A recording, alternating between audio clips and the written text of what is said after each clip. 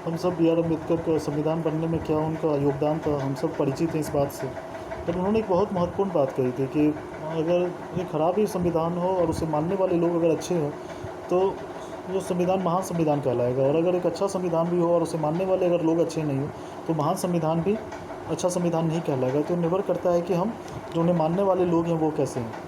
बिल्कुल, ये बहुत बड़ी बात है और हमारे लिए मानने वाली बात है कि हम अपने संविधान को कितना रिस्पेक्ट करते हैं। और एक बात उन्होंने और भी कहा था कि सफल क्रांति के लिए सिर्फ असंतोष का होना पर्याप्त नहीं है। जिनकी आस्था जिसकी आवश्यकता है वो है न्याय एवं राजनीतिक और सामाजिक अधिकारों में गहरी आस्था। मतलब जो समाज ये बात समझता है कि न्याय एवं राजनीतिक और सामाजिक अधिकार बराबर होने चाहिए, सबके पास सुलभ होने चाहिए। जैसे हमारे समाज में कास्ट सिस्टम था तो दलितों भाइयों के सिर्फ सारे हक लिए गए, वो समाज ज़्यादा आगे नहीं बढ़ सकता जब तक आप क्रांति का आपका मुख्य धारा ये ना हो। मतलब मेन पर्पस ये ना हो कि हमको सब जो क्रांति के बाद जो हमारा देश होगा वहाँ पे सभी को समान अधिकार होगा, वहाँ कोई कास्ट सिस्टम नहीं हो। वैसा क्रांति कभी सक्सेस हो ही नहीं सकता, क्योंकि किसी भी क्रांति के सक्सेस के लिए सारे तो एवरी सेक्शन ऑफ सोसाइटी का इन्वॉल्वमेंट जरूरी है। जब तक वो इन्वॉल्व नहीं होंगे एवरी सेक्शन ऑफ सोसाइटी, कोई क्रांति सक्सेस हो ही नहीं सकता। तो आपकी क्रांति का बेसिस ही होना चाहिए कि हम इकोनॉमिक, सोशल और पॉलिटिकल इक्वल राइट्स देने जा रहे हैं। और अगर ये बेसिस नहीं है तो क्रांति के सक्सेस होने का आप ऐसा नहीं सोचते कि दलित भाई अलग है, मुस्लिम भाई अलग है, हिंदू भाई अलग है, वो क्रांति सक्सेसफुल नहीं होगा। उसका नतीजा यही होगा, पार्टीशन होगा। उसका यही नतीजा पार्टीशन होगा, कास्ट सिस्टम चलेगा, लोग बौद्ध धर्म में कन्वर्ट होने लगेंगे।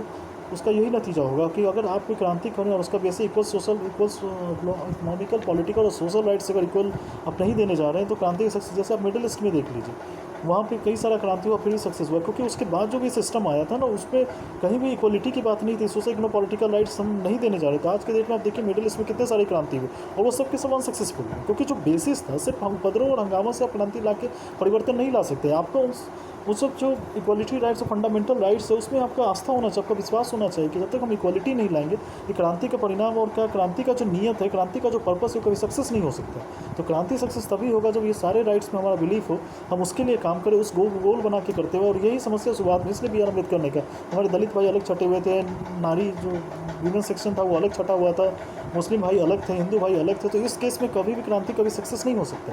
और फिर वही बात वो कहे कि कोई संविधान अच्छा तभी होगा जब उसको मानने वाले अच्छे होंगे। कोई संविधान कितना भी खराब अगर उनके मानने वाले हैं तो सक्सेसफुल है। तो वही बात है, आपका आस्था कितना है उस संविधान में, आपका इकोनॉमिकल, पॉलिटिकल और ये सब जो सिस्टम है उसमें आपकी क्या आस्था है।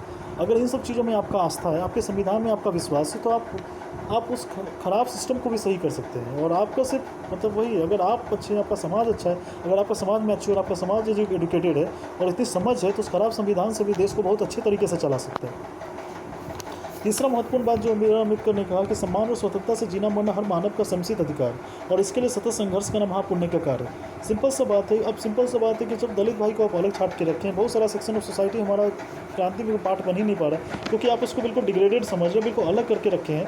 तो सिंपल सी बात है, आपका क्रांति कैसे सक्सेस होगा। अब यहाँ पे क्या हो रहा है कि अब मेरा दो सेक्शन तो क्रांति आज़ादी की लड़ाई लड़ रहा है और एक सेक्शन वो दो सेक्शन के बराबर बनने के लिए लड़ रहा है। तो वो सिर्फ सम्मान और स्वतंत्रता से जीने के लिए वो अभी बेसिक राइट्स ही नहीं पाया। तो ऐसे केस में आपके देश का क्या हालत होगा। ऐसा ही होगा जो पार्टीशन हुआ, ऐसा ही हुआ कि देश आपका मतलब आज़ाद हो के भी आज भी कास्ट सिस्टम से रिलेटेड है और इक्वल कई सारा मतलब लगता है कि देश में बहुत सारा सेक्शंस बना हुआ है, उन सब सेक्शंस को हमको हटाना है। अच्छी बात है। उसका रीज़न ये होता है ना कि हम अपने कास्ट सिस्टम है, आप अभी भी अपने भाइयों को जाति के धर्म पे अलग कर रहे हो। और ये समस्या सोचिए आज़ादी से पहले कितना होगा। अब सोचिए उस समय जो दलित भाई थे हमारे, उनके लिए सबसे बड़ा था कि उनको बराबर पहले आना था। जब तक हम उसको बराबर नहीं लाएंगे तो आज़ादी की लड़ाई में हिस्सा कैसे बनेंगे। तो वो वही कहे कि सम्मान, स्वतंत्रता से जीना मन हम मानव का जन्मसिद्ध अधिकार, इसके सतत संघर्ष करना महापुण्य। मतलब उस समय यही सबसे इंपॉर्टेंट था, दलित भाइयों के लिए बराबर कैसे हो। जब वो बराबर होंगे तब तो आज़ादी की लड़ाई लड़ेंगे ना। हाँ, जब वो बराबर होंगे तब आज़ादी की लड़ाई। जब आप उनको बराबर का हिस्सा नहीं दे रहे तो देश की आज़ादी से उनको क्या मिलने वाला है। अगर आप उनका पूरा हिस्सेदारी चाहते हैं तो आपको सिंपल सा बात है ना कि आपको उनको बराबर लाना होगा, हिंदू समाज के बराबर लाना होगा। तो हमारा समाज एक हो जाए, हम सब एक हो जाए, इसके लिए ज़रूरी है कि सब secular, economic, political, social rights सब कहाँ नहीं जाए, सबको मिले। और किसी कोई कास्ट सिस्टम मतलब वो आप कैसे भी कुछ भी करें, इससे बहस नहीं, पर सबको इक्वल राइट्स हो और सबको समान भाई बराबर भाई माने, तभी जब देश के प्रोग्रेस में होगा। वरना अलग अलग सेक्शंस बनेगा, अलग अलग डिफरेंसेस बनेगा और it's not good for the development and progress of any country. वही तो बी आर अम्बेडकर की बातें आज भी उतनी ही रिलेवेंट और हम जितना फॉलो करें उतना ही हमारे लिए अच्छा है। तो इस देश को एक बनाएं, कास्ट सिस्टम को हटाएं, सबको बराबर लाएं, तभी सब मिलकर उत्थान के लिए लड़ेंगे। अगर हम अपने ही सिस्टम, अपने सेक्शन से बटे रहेंगे तो फिर वो कहाँ से हम उसके कहाँ से उनका सहयोग मिल पाएगा हमको इस देश के डेवलपमेंट और प्रोग्रेस में।